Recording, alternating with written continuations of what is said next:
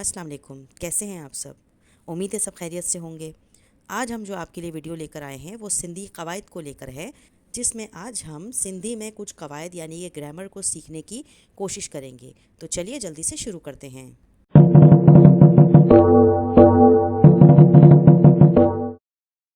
لفظ جا اوگن۔ اوگن کا مطلب ہوتا ہے کوئی خامی یا کوئی خرابی اسم کی۔ ایک ہوتا ہے صفت۔ صفت کا مطلب ہوتا ہے خوبی، جسے ہم ایگجیکٹو بھی کہتے ہیں۔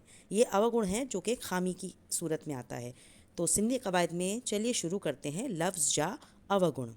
ہمارا پہلا اسم یا پہلا لفظ جو ہے وہ ہوگا کھٹو امب۔ کھٹو امب کا مطلب ہے کھٹا آم۔ اب اس کے اندر امب یعنی آم، کھٹو یعنی کھٹا۔ تو کھٹو امب کی خرابی ہو گئی یا خامی ہو گئی۔ فاٹل کپڑا یعنی پھٹے ہوئے کپڑے۔ تو پھٹے ہوئے کپڑوں میں یعنی فاٹل کپڑا میں فاٹل اس کا اوگن بنے گا۔ آگے بڑھتے ہیں۔ اس کے بعد ہمارا اسم آتا ہے گدلو پانی۔ گدلو پانی کا مطلب ہوتا ہے گندا پانی۔